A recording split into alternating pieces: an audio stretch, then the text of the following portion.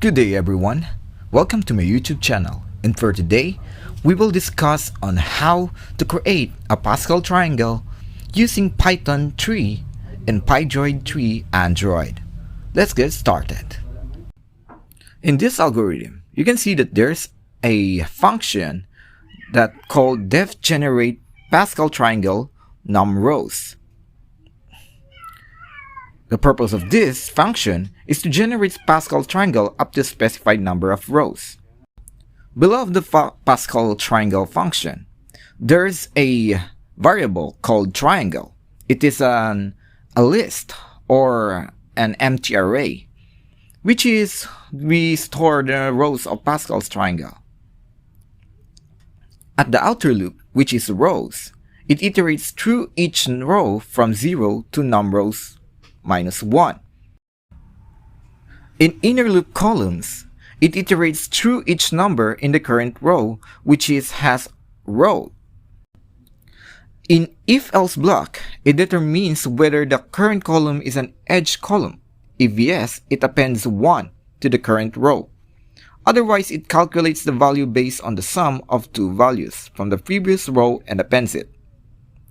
The appending row in the if-else, it appends the current row to the triangle list. Returning triangle function, the function it returns generates Pascal's triangle. Next to the second function, which is named display Pascal triangle. This function displays Pascal's triangle. Below of this, it has a triangle parameters that Pascal's triangle to be displayed. In the loop through rows, it iterates through each row in the triangle. And then it prints rows using print to display each row. By using map, open close parentheses, str, comma, row is used to convert each number in the row to a string, and dot join dot dot dot concentrates the number into space separated string. Now, using the user input and function calls, user input takes user input for the number of rows in a Pascal's triangle using input and converts it to an integer. It calls generate Pascal's triangle when using a function calls below to the input. It calls generate Pascal's triangle to generate Pascal's triangle with a user specified number of rows. It calls display Pascal's triangle to print the generated Pascal's triangle.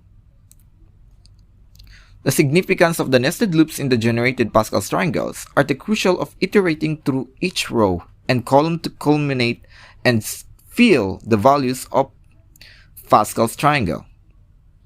The separation of concerns is achieved by having separate functions for generating and displaying Pascal's triangle, promoting code modularity and readability.